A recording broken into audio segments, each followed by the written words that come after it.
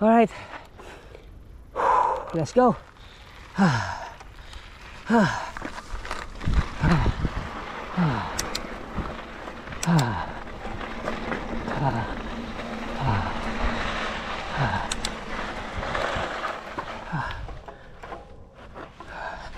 Shulam.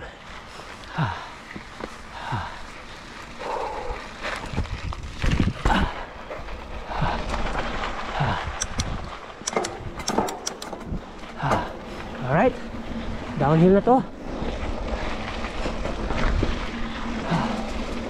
Yeah. Pero technical. Yeah. Yeah. Yeah. Downhill, Lord. Kutek.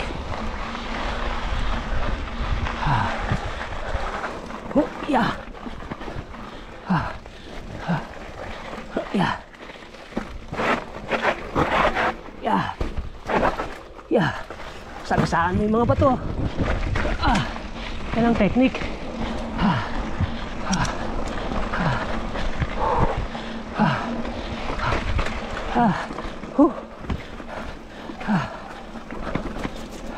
Yeah.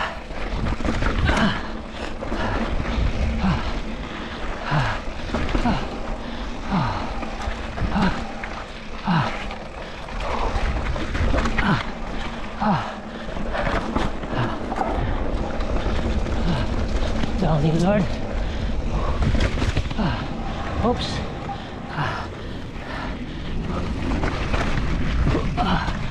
Sagasaan yung bato para walang hassle.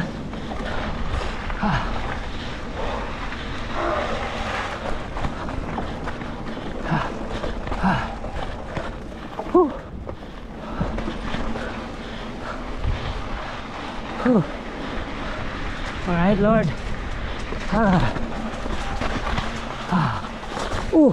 Yung sinasabi ko eh, maliit na bato pag pakurba.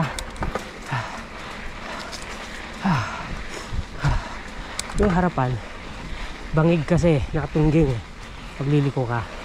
So pag nagulungan mo yung maliit na bato, tendency samplang ka.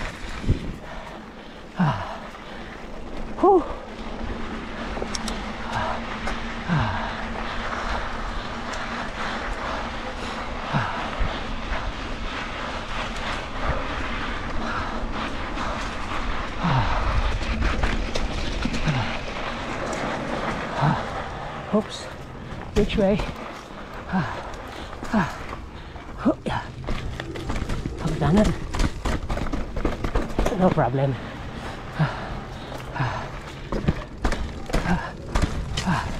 Curb. No problem. Finally, I reached the end. Whew. Thank you, Lord. Whew. This is it. This is it. Ito na yung the end.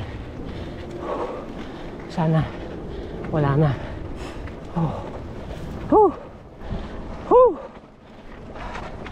That's it. Close again. Going up.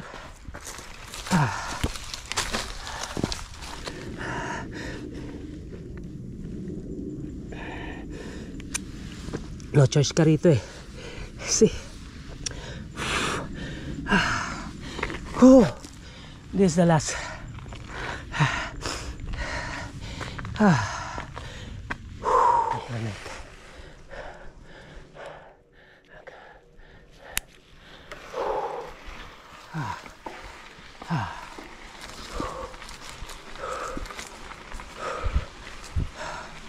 The most difficult trail of all trail. Body contact. Sobrang napudot. Gravity pudot na.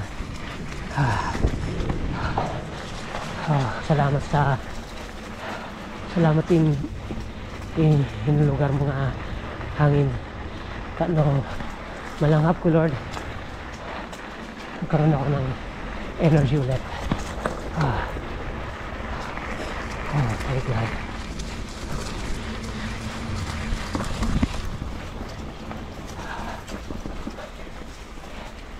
It's easy now. Wow.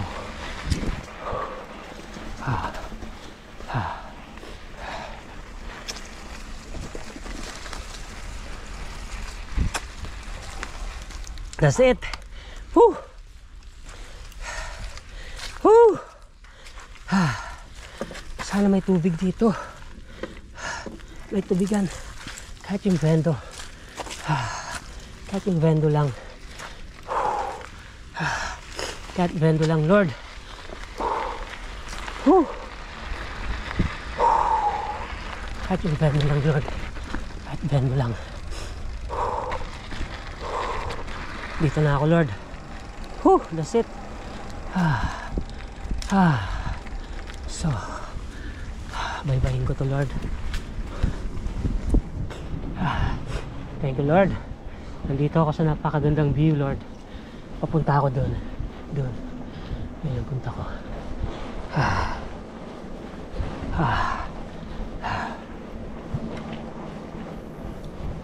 Pero konti pa ako tubig.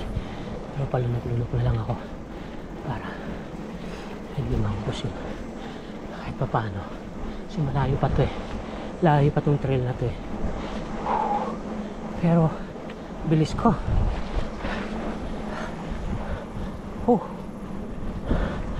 75 minutes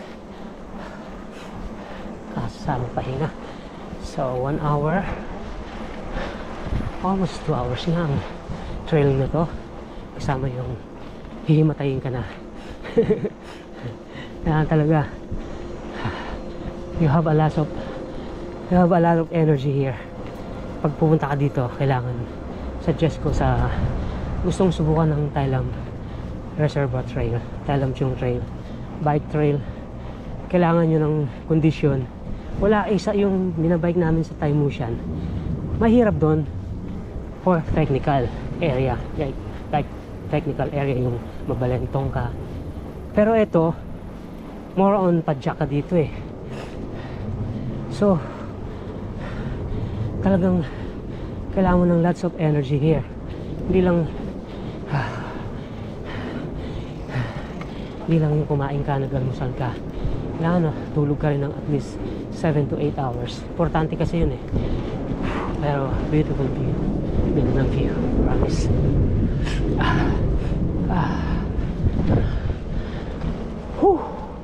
Imagine mo, I did this alone. Kasi nung first na ano namin dito, bike namin, iniwanan kami nilang wing eh. Sila yung kasama namin. Kasi maghahapon na yun eh. Pa sunset na eh, ayaw nilang maabutan sa daan kasi wala silang mga gear for road biking. Wala yung mga lights, signal lights like that. So binilisan nila kasi naka electric bike sila that time. So syempre lugi kami doon kasi manual kami. Electric bike sila. So ang bibilis nila, tatlo sila na una. Although nag-message si Wing sa group chat namin, sinay niya yung lilikuan namin, but unfortunately hindi ko kagad nabasa.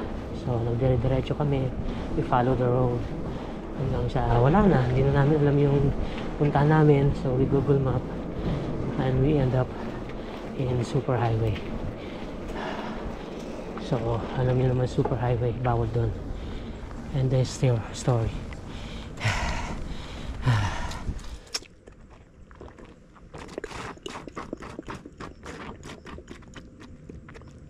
Yun, that's it. Wala na akong water, Lord. Sana may madaanan ako. I think I need to walk kasi wala akong tubig eh. So pagdating dito, ganito yung situation ni Grapes. Bakit siya? Feel mo talaga yung sobrang pagod niya.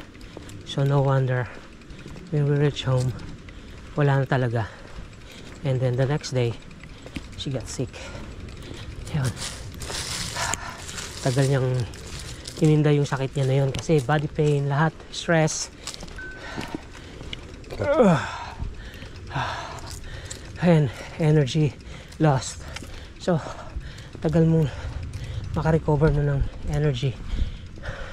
Tapos hapon kami noon eh, so sunset is, it's like more on relax talaga siya, mahangin, winter. So imagine kung kasama ko today si Grapes, I think wala na. I think hindi niya nakakayanin.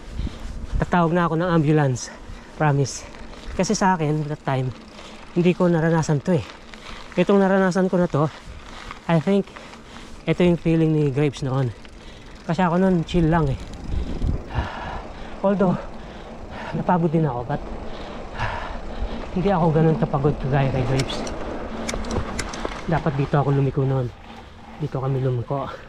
Hindi kami lumiko dito eh.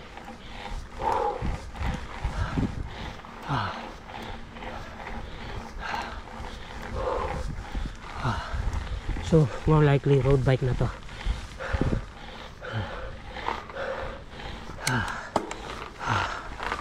Ito yung sinasabi ko, Lord, wala na akong water. Whew! Pakyat to eh. So